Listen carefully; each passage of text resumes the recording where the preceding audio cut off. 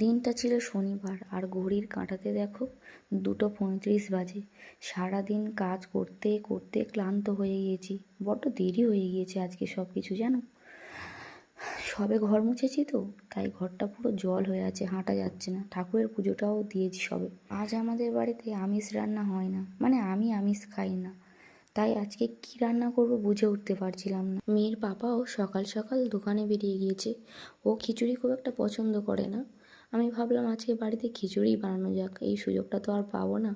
তো তাই আজকে দুপুরবেলা নানান রকম সবজি দিয়ে একটু খিচুড়ি আর আলু ভাজা। কত সুন্দর দেখতে লাগছে দেখো। পাঁপড় একটু ভাজতাম কিন্তু সময় পাইনি। সারাদিন যতই ক্লান্ত থাকি না কেন, মেয়ের এই হাসি মুখটা দেখে না সব ভুলে যাই।